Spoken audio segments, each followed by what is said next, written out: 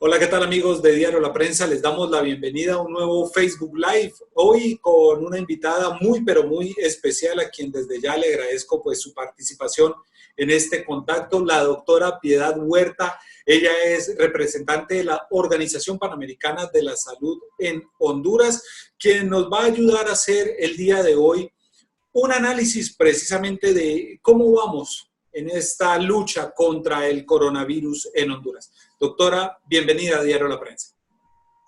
Muchas gracias. Antes que nada, Germán, agradecerle enormemente por la invitación. Realmente es para mí un honor estar en su programa y poder compartir con el público información que ojalá sea de ayuda para lidiar un poco con esta tremenda emergencia que acosa al mundo entero. Un hecho realmente inédito, sin precedentes, una emergencia sanitaria mundial que va más allá de lo sanitario y que es una emergencia que se convierte también en una emergencia humanitaria, en una emergencia que afecta absolutamente todas las aristas de la vida humana y por lo tanto merece que le hagamos análisis, que lo pensemos de una manera multidimensional y que pensemos también en las soluciones de una manera multidimensional, de una manera multiagencial, y con una perspectiva muy amplia.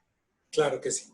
Doctora, empecemos hablando de lo que ha sido desde el día de hoy hacia atrás, lo que se ha hecho con esta pandemia. Obviamente es una pandemia que empezó en China, poco a poco se fue expandiendo hacia Europa, también luego saltó a nuestro continente, hasta que llegó pues a las puertas de Honduras y después de un mes y medio casi de lucha, pues cosas buenas se han hecho y otras han quedado pendientes. Hablemos primero de qué cosas buenas hemos hecho los hondureños ante este tremendo monstruo al que nos estamos enfrentando. Bueno, mire, yo creo que Honduras es un país que se ha distinguido por haber tomado decisiones muy rápidas, decisiones, si hasta cuando se tomaron en un principio se pensaba que era drástico lo que se estaba haciendo, pero sin embargo, el hecho de haber tomado medidas enérgicas ha permitido que mantengamos esta curva de una manera más o menos aplanada.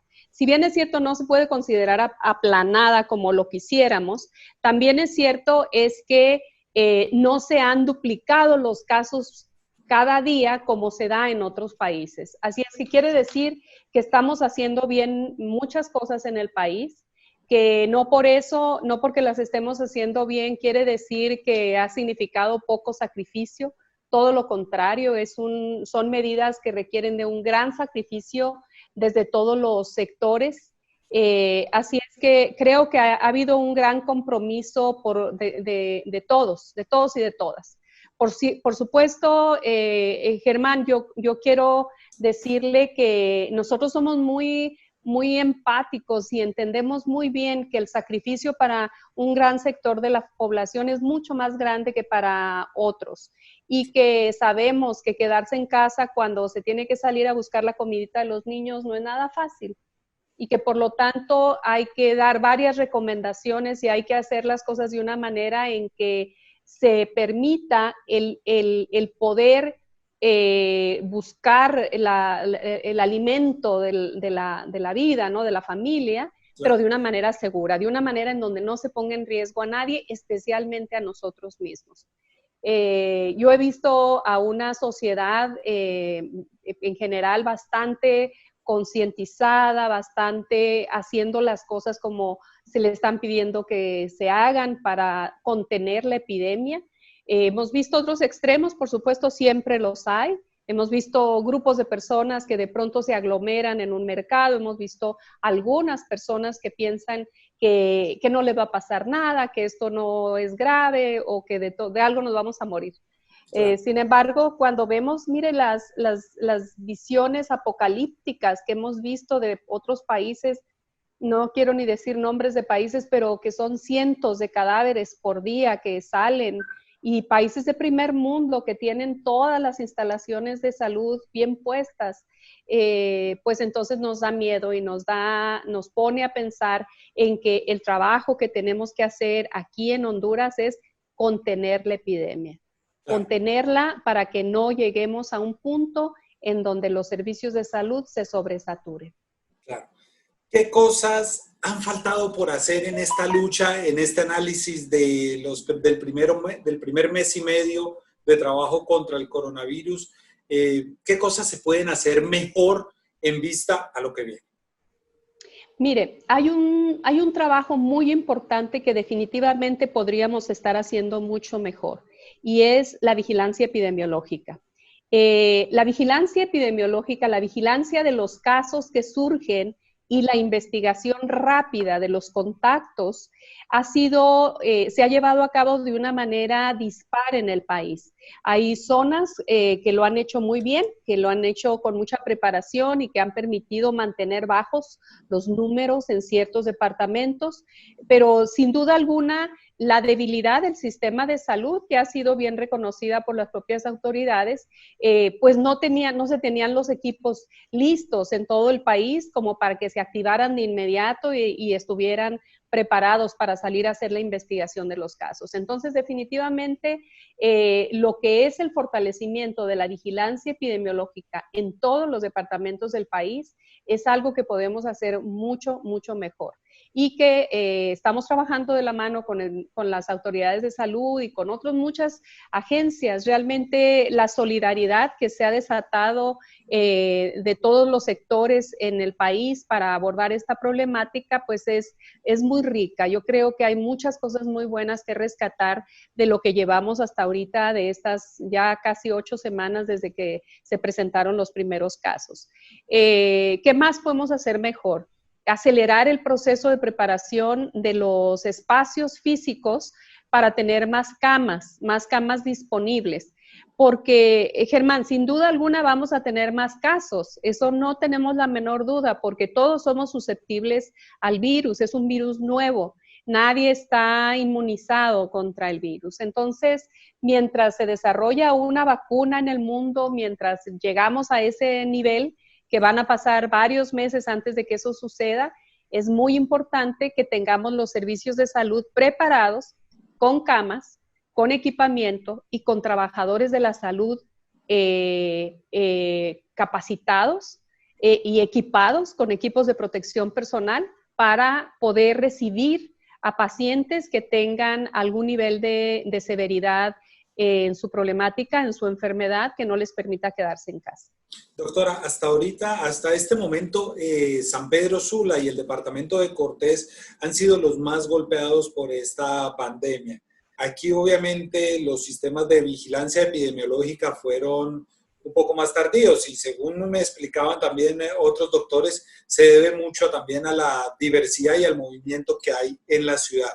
¿Por qué la diferencia de casos de San Pedro Sula a la de Tegucigalpa? Esto sin desear pues que esté sucediendo lo mismo en Tegucigalpa, pero ¿por qué en Tegucigalpa tal vez el número de casos es más lento o se puede tener un aumento en los próximos días en la zona del Distrito Central? Sí, bueno, se pueden tener aumentos en general en cualquier departamento del país. Podemos ver brotes y rebrotes en cualquier departamento del país, pero ¿por qué la diferencia? Yo creo que el hecho de que los dos primeros casos, bueno, el primer caso se haya identificado en la zona metropolitana, en donde se alertó todo, se levantaron todas las alertas de la Secretaría de Salud y entonces se organizó rápidamente el equipo de vigilancia epidemiológica para hacer la respuesta rápida, los equipos de respuesta rápida, para buscar a ese primer caso, investigar a todos sus contactos, que fueron muchos, el poder aislar a las personas que eran caso positivo o que eran sospechosos por haber estado en un contacto tan directo con el primer paciente, el inclusive llegar a acercar y aislar todo un sector geográfico de la ciudad, eso permitió contener y reducir enormemente el número de casos en el Distrito Central. Luego también las medidas de contención, las medidas de distanciamiento físico que se han impuesto en el país, yo creo que han sido mucho más vigiladas y controladas en la capital del país que en otros departamentos. Creo que hay un trabajo importante que se tiene que llevar a cabo en todos los departamentos y aquí los alcaldes, las mesas intersectoriales, el ejército de una manera positiva, de una manera educativa de la sociedad, de la comunidad, las organizaciones no gubernamentales, la sociedad civil organizada, tenemos un rol importante que hacer para lograr que las medidas de contención se implementen de una manera adecuada. Mire, a mí me dio mucho gusto, yo creo que usted también lo vio, el mercado que se puso ahora en estos días, exactamente, en donde todo estaba dividido, había las líneas marcadas que marcaban el distanciamiento físico, que permitió a los vendedores vender sus productos, no perderlos, y que el público pudiera llegar y comprar, pero de acuerdo al número de su identificación, que era importante. Entonces, toda esta disciplina en la que estamos, a la que estamos aprendiendo a llegar para evitar la propagación de la enfermedad, creo que hace todavía mucha falta reforzarla, hacer mayor comunicación, hacer un mayor esfuerzo por parte de todos los demás sectores. Mire, yo le quiero contar una anécdota muy rápida, muy chiquitita, de Intibucá, porque me mandaron unas fotografías. Nosotros hacemos mucho trabajo en esa zona lenca, y el alcalde nos mandó unas fotografías en donde la población indígena estaba formados para ir a hacer no sé qué diligencias con su distanciamiento. Su distanciamiento, más de 1 metro de distancia entre unos y otros. Eso es lo que tenemos que hacer. Claro. Doctora, hablando de los cercos epidemiológicos, se ha hablado mucho de la dificultad que ha tenido Honduras para hacer las pruebas rápidas, las pruebas de constatación de casos. Se ha abierto, obviamente, laboratorios ya privados para que puedan colaborar con estas pruebas. Y también aquí en San Pedro Sula se inauguró un laboratorio de virología. ¿Qué más pasos faltan para que estos cercos epidemiológicos sean mucho más fuertes a nivel nacional y sobre todo en las zonas más afectadas, Cortés y el Distrito Central? Mira, hay dos acciones críticas muy estratégicas que nosotros recomendamos. Una, el fortalecimiento de los equipos de respuesta rápida y de los equipos de vigilancia epidemiológica en los departamentos más afectados. Y aquí no estamos hablando de un equipo de respuesta rápida compuesto de 3 personas, porque muchas veces hablamos de una región que se compone de varios municipios, en donde se presentan casos en diferentes partes y por lo tanto hay que ir a buscar a la persona y la familia y los contactos que tuvo, y esto es mucho trabajo, es un trabajo técnico muy delicado, porque implica también la toma de muestras laboratoriales, por lo tanto tiene que tener personal capacitado. Ese es un aspecto. Y el otro aspecto es el fortalecer la capacidad laboratorial de manera estratégica a nivel nacional. Entonces, el hecho de que se haya abierto el laboratorio en San Pedro Sula, que dicho sea de paso, es una colaboración de SENASA con la Secretaría de Salud, es muy positivo. Es muy positivo porque es acercar los servicios a donde la población los necesita.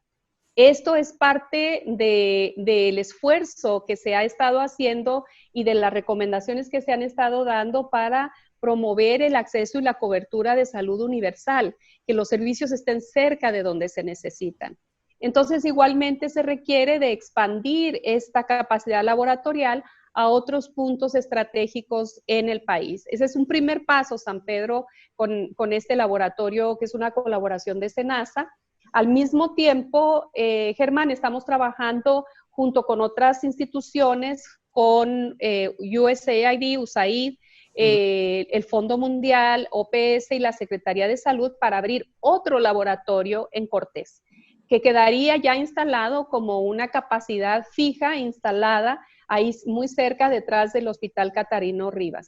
Estamos trabajando a marchas forzadas para tratar de abrirlo pronto y de que esté equipado y que tenga lo necesario para hacer más pruebas. O sea Luego, que sería el tercero, sería el segundo aquí en la zona norte, este sería sí, el de Senasa y estaría el que está instalado en el se Catatumbo. se está instalando, se está adecuando todo porque cada uno de estos laboratorios requiere de una gran preparación de bioseguridad para que puedan funcionar. Recordemos que se están manejando muestras infecciosas de una epidemia muy transmisible. Claro, claro que sí. Interesante, entonces se está reforzando, eso es una muy buena noticia para San Pedro Sula, el reforzamiento de los laboratorios para poder hacer las pruebas. Doctora, ¿qué se viene en los próximos meses? Los médicos hondureños están hablando de que la curva de la cual hablábamos, que afortunadamente, pues, como usted lo dice, no duplica en este momento, gracias a la colaboración de todos los hondureños y de las autoridades, no se duplica todos los días, pero sí los médicos señalan que vienen los meses más difíciles. Sí, bueno, definitivamente, de hecho, en cuanto tengamos un mayor número de pruebas, nos vamos a dar cuenta que hay un número de casos mucho más alto. O sea, sabemos que hay un subregistro de casos porque, primero, porque no ha habido capacidad para hacer más pruebas de las que se han estado haciendo. Debo decir, Germán, que hay una escasez de materiales en el mundo entero. O sea, no es porque el país, a veces se piensa que es una falla inminente del país. O sea, hay una escasez tremenda en todos los países de los materiales para hacer las pruebas. Pero bueno, habiendo dicho eso, ha habido un bajo número de pruebas que se han hecho. Y por otro lado, también hay un alto índice de personas que tienen una sintomatología muy leve o que no tienen sintomatología. Entonces, vamos a ver, conforme se hagan más pruebas, vamos a ver un número más alto de casos, pero si seguimos con las medidas de contención que tenemos y con las medidas de prevención que estamos reforzando, no tenemos por qué ver un número mucho más alto de personas con enfermedad severa, que eso es a lo que le estamos apostando, a que no se presenten de manera explosiva una gran cantidad de personas a requerir hospitalización, porque eso sería muy catastrófico para el país. Entonces, sin embargo, sí sabemos por el comportamiento que ha habido en otros países que la situación viene difícil, que es real, que las personas pueden morir en pocos días por este coronavirus, especialmente las personas que tienen algunas vulnerabilidades de salud, como diabetes, cardiopatías, cáncer, tuberculosis, VIH, cualquier otra. Entonces, es un trabajo conjunto que tenemos que hacer para tratar de contener la epidemia, eso es lo más importante. Claro. ¿Qué viene para mayo y junio? Exacto. Bueno, viene un crecimiento de casos, viene, yo creo que un reforzamiento por parte de las autoridades y de todas las agencias que estamos colaborando en los mensajes de comunicación para tratar de que la gente responda de la manera adecuada con las medidas de prevención, el uso de mascarilla, lavado de manos, el distanciamiento físico, obedecer las recomendaciones de gobierno de no salir de casa si no le corresponde y si sale que lo haga con la protección necesaria. Entonces, yo creo que se espera eso. Por nuestra cuenta, vamos a estar lanzando un curso de capacitación la próxima semana para capacitar a las familias para que puedan atender a sus enfermos en casa. Esto va a ser muy importante porque es muy importante que si tengo a un enfermo de COVID en mi casa, que no necesita ir al hospital, que yo lo pueda atender sin infectarme. Entonces vamos a lanzar precisamente con la Secretaría de Salud un curso de capacitación el miércoles de la próxima semana. Claro. Ese curso, ¿cómo se va a tomar? Porque es muy importante, sobre todo si tenemos personas que tienen esas enfermedades que usted habló, también las personas mayores que también se ha visto que es un grupo pues que está bastante afectado por el coronavirus, aunque no es el único, no es una enfermedad de personas mayores. ¿Cómo se puede tomar ese curso y las personas que estén interesadas? ¿Va a ser vía internet o va a ser, cómo se va a hacer? Lo vamos a poner a disposición por todos los medios posibles. Primero, lo vamos a poner disponible en YouTube, de tal manera que pueda bajarse de una manera muy rápida. El lanzamiento va a ser vía Facebook Live. Estamos enviando cartas a todos los directores de medios de comunicación y a todos los colaboradores de comunicación. Usted va a recibir su carta para pedirles que nos donen 22 minutos de su tiempo, que es lo que dura el curso de capacitación. Que sea una donación para la población y que corran el curso en su medio de comunicación de tal manera que podamos cubrir en poco tiempo a la mayor población posible y que las personas en un curso corto, muy didáctico, muy fácil, puedan darse cuenta de todo lo que tienen que hacer y cómo hacerlo para cuidar a un paciente de COVID-19 en la casa sin infectarse. Y el curso va a quedar subido en nuestra página electrónica de manera permanente para que si alguien no lo vio o lo quiere repetir o se lo quiere mandar a alguien vía link o lo que sea, lo pueda tener. Claro. Doctora, quiero solo hacer un énfasis en el número de pruebas. En este momento, según lo que yo veo en las cadenas nacionales, más o menos a diario se están haciendo un promedio de 140, 150 pruebas diarias. ¿Cuál sería el nivel óptimo de pruebas que se necesitarían hacer diarias en Honduras? Más que esas. Yo creo que para poder cubrir a una población mucho más amplia, especialmente en las zonas más afectadas, una ventaja que tenemos en Honduras es que hay departamentos muy grandes en los que no se han registrado casos. Claro. Aparentemente no se han registrado, no ha habido sintomatología, no ha habido internamiento, no hay casos. Entonces, concentrarnos en hacer pruebas a todos los contactos o posibles contactos de esas más de 500 personas que tenemos positivas y hacerles pruebas para poder encontrar rápidamente a las personas positivas, aislarlas durante el tiempo que dure su padecimiento, que en el mayor número de casos afortunadamente va a ser leve, pero poner en cuarentena a los contactos, a los casos sospechosos, hasta que se determine si esa persona, si ese contacto desarrolla o no desarrolla la infección. Esto es lo que nos ayuda a mantener la epidemia contenida. Claro. Y nos ayuda mucho a que las camas de hospital que se requieren se vayan desocupando. Nosotros hemos visto cómo ha ido habiendo personas recuperadas. Me da mucho gusto realmente cuando veo un video de una persona que estuvo muy grave y que logró salir, y eso hay que aplaudirlo, de veras. Entonces son camas que se van desocupando y que van dejando espacio para otras personas que pueden llegar con estado de severidad. ¿Hay alguna proyección de cuántas personas pueden resultar afectadas en Honduras en los próximos meses? Hay varias proyecciones, Germán, y algunas de ellas son muy graves. Algunas de ellas hablan de cientos de miles de personas afectadas que podemos llegar a tener. Pero hay algo muy importante que yo digo cuando hacemos las proyecciones matemáticas. Los modelos matemáticos nos ayudan a ver el peor escenario posible para prepararnos para ese peor escenario posible, pero mientras estamos en esa preparación, estamos tomando todas las medidas para tener el escenario más leve. Entonces, yo creo que en Honduras se han hecho muchas cosas para mantener, para no llegar al peor escenario, para tener el escenario menos grave y tenemos esperanzas de que eso así sea. Yo prefiero no manejar números de cientos de miles de personas o miles y miles de muertos, porque realmente es un escenario donde como si no se estuviera haciendo nada.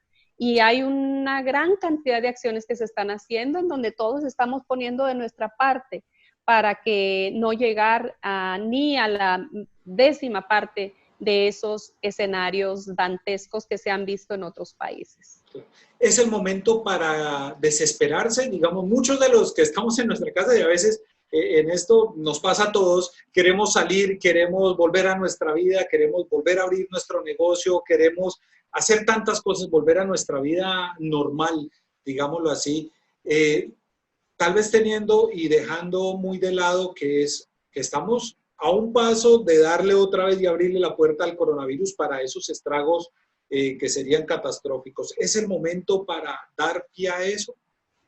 No, de ninguna manera, Germán. Mire, primero, por principio de cuentas, el concepto de normalidad, de vida normal que llevábamos, va a cambiar, ya cambió, y va a cambiar por mucho tiempo. Por muchos meses no vamos a volver a hacer las cosas de la misma manera que las hacíamos antes. ¿Por qué? Porque el virus que llegó es un virus que es un coronavirus al que todos somos susceptibles. Cuando se desarrolle una vacuna, que se logre elaborar el número suficiente de vacunas para vacunar a todo el mundo, de aquí a que eso suceda va a pasar más de un año, 2 años, no sé, muchos meses. Este virus además va a venir como olas, o sea, lo tenemos ahorita, va a bajar, como está bajando ya en algunos países, y luego va a volver a llegar. ¿Por qué? Porque la población es susceptible, porque el mundo es globalizado, porque no podemos tener detenidos los viajes permanentemente, ni detenida la circulación de las personas por el mundo. Entonces, vamos a tener esas olas. Entonces, el término normal va a cambiar. Desesperarnos, no. Aunque estemos cansados, yo creo que hay muchas cosas productivas que se pueden hacer mientras estamos en casa, los que se pueden quedar en casa, mientras estamos en casa, hay muchas cosas productivas que se pueden hacer. Primero, se pueden aprender otras cosas, idiomas, se pueden leer libros, hay mucho trabajo que se puede hacer, muchas empresas están trabajando desde la casa, teleworking, se puede estudiar alguna cosa, se puede hacer ejercicio, hay grupos sociales de video internet que están haciendo trabajos de manualidad.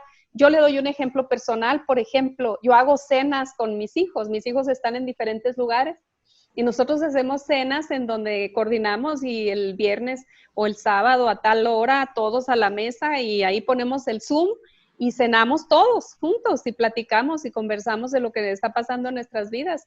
Y todos estamos en una situación de esto, ¿no? Como lo que estamos viviendo ahorita. Entonces, no hay que desesperarnos, por favor, no es el momento de salir todos en tropel a la calle, echaríamos a perder todo lo que se ha logrado manteniendo esta contención del número de... Claro. Doctora, el caso particular de Nicaragua, ¿preocupa el silencio que hay en Nicaragua, la aparente esconder las cifras de lo que está dejando la pandemia en nuestro país vecino? Porque es muy diferente si uno ve los esfuerzos que ha hecho El Salvador, lo que está haciendo Guatemala por frenar el coronavirus, pero Nicaragua es un vecino que causa preocupación por lo que está sucediendo en este país. Bueno, mire, Nicaragua es, como usted dice, es miembro de la subregión centroamericana. Por supuesto que todos los países se observan unos a otros y bueno, es de, sin duda alguna, de llamar la atención el número de casos que presenta Nicaragua. Es lo que yo podría decir, son soberanías y son países que tienen sus propios mecanismos de informar y de mantener la situación de manera soberana, ¿no? Claro. Doctora, ya analicemos otra de las aristas de esta gran lucha, porque es una lucha que nos ha unido a todos, a gobierno, empresarios, sociedad, organizaciones como la Organización Panamericana de la Salud, pero también está el gremio de los médicos, un gremio que ha sido héroes en esta lucha, Así es. que son los primeros que están en la línea de defensa. Y un poco, ¿qué cosas se han hecho bien y qué es lo que falta por hacer por parte del gremio médico? Bueno, mire, el gremio médico, todo el gremio médico y de enfermeras, todos los trabajadores de la salud son el recurso más preciado en esta epidemia y en cualquier epidemia. Ese es el gremio, el sector de los trabajadores que están al frente de la batalla, que se merecen todo nuestro respeto y consideración, que se merecen recibir lo que necesitan para poder trabajar adecuadamente con el menor riesgo posible. Proteger a los trabajadores de la salud es una responsabilidad de todos, no solamente del gobierno, de los organismos internacionales, del sector privado. ¿Por qué? Porque son ellos y ellas los que están atendiéndonos, los que nos van a atender a nosotros o a nuestro familiar cuando se llegue a dar el caso de estar en una situación de enfermedad. Lamentablemente ha habido un alto número de trabajadores de la salud afectados por el COVID, 71 hasta el día de ayer en la mañana, según reportes de la Secretaría de Salud, de los cuales 28 médicos, 39 enfermeras y 4 trabajadores de otras profesiones. Es un número alto, estamos hablando de un 14% sobre el número de casos positivos, y estoy hablando de datos de ayer por la mañana, no tengo los datos del día de hoy. Claro. Pero es un número alto y esto nos preocupa mucho porque de por sí el número de trabajadores de la salud en Honduras es menor a los indicadores esperados mundiales. El número de médicos, el número de enfermeras está por debajo de los indicadores mundiales. Y más aún cuando consideramos el número de especialistas que se requieren para esta enfermedad. Tenemos muy pocos especialistas para esta enfermedad. Entonces, es muy importante protegerlos, es muy importante capacitarlos, darles la capacitación necesaria. Todos esos médicos y enfermeras que se están contratando para ir a los puestos de trabajo en donde se van a atender diferentes funciones de COVID y de no COVID, porque no podemos descuidar todo lo demás. Germán, tenemos una epidemia vigente de dengue. Hay 9 fallecimientos en dengue en lo que va del año. No podemos dejar de pensar en eso. Entonces, hay mujeres embarazadas que van a dar a luz, hay personas que tienen diabetes, que necesitan su tratamiento de diálisis o de oncología. Entonces, todas esas personas que están siendo ahorita contratadas para cubrir todo, necesitan ser capacitadas y necesitan recibir los equipos de protección personal para protegerlos. Entonces, doctor, ¿de cuánto es el déficit de médicos que puede en este momento tener Honduras para enfrentar el coronavirus? Uy, me hace una pregunta difícil. No tengo el dato exacto, pero sí le puedo decir que en conversaciones con la Asociación de Médicos Internistas, ellos mismos lo dicen, solamente hay 20 médicos internistas en todo el país. Y esa es la profesión, la especialidad ideal para atender este tipo de enfermedad. Un médico internista es un médico que puede atender la integridad del cuerpo humano en un estado de gravedad. Además están los intensivistas, están los neumólogos que hacen todo este equipo que logra hacer que junto con las enfermeras, licenciadas en enfermería y auxiliares de enfermería, se completen los equipos que se requieren para atender a un paciente COVID. O sea, no es una sola persona, son equipos enteros. Así es que, sin duda alguna, hay un déficit. Yo creo, Germán, que una de las grandes lecciones que tenemos de esta epidemia tiene que ver con la academia, tiene que ver con las universidades, con el análisis que se tiene que hacer profundo de la educación, de las áreas de la salud para encauzar un poco más las especialidades que se requieren en el país. Decir, bueno, se requiere incrementar en un X% el número de médicos internistas. Entonces hay un trabajo de promoción que se tiene que hacer para lograr que más médicos se interesen en esa especialidad y en cualquier otra. Doctora, ya para finalizar, el déficit, seguimos hablando de déficit en el número de camas y de hospitales para lo que se viene, Se ha hablado de que se han comprado por parte del gobierno hospitales móviles. ¿Con eso es suficiente? ¿En cuánto queda la capacidad para atender a los posibles pacientes de esta pandemia? Miren, en el momento actual, si en este momento o hace 2 semanas hubiésemos tenido una explosión de casos que requirieran hospitalización, estaríamos en un caos total, porque realmente no hay el número de camas y el número de camas de cuidados intensivos que se requieren. Actualmente, ¿cuántas hay, doctora, más o menos? Ay, el número de camas no tengo el dato a la mano. Okay. Discúlpeme. Pero es un número bastante inferior al número que se requiere de números de camas de UCI. Entonces, sin embargo, se está trabajando, se están ampliando, se han montado camas, se están preparando lugares grandes para montar camas camas para tratar casos de medianos a ligeros, de ligeros a medianos, para dejar los hospitales que tienen la capacidad de atender casos severos más libres, las camas más libres. También es muy importante que se haga de manera priorizada. Es que se está ampliando el número de camas aquí en el Distrito Central, se están ampliando el número de camas en San Pedro Sula, pero hay que verlo de esa manera, de una manera estratificada. ¿Dónde necesitamos poner más camas? ¿Dónde hay que poner ventiladores? ¿Dónde hay que abrir unidades, camas de cuidados intensivos para poder canalizar de mejor manera a la gente?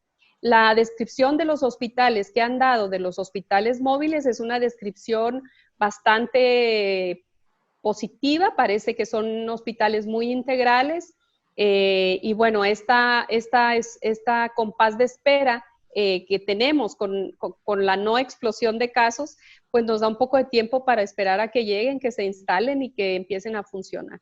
¿Cuándo estarían llegando, doctora? Solo recuérdemelo. No sé, ese es un tema de gobierno, no tengo el dato. Perfecto.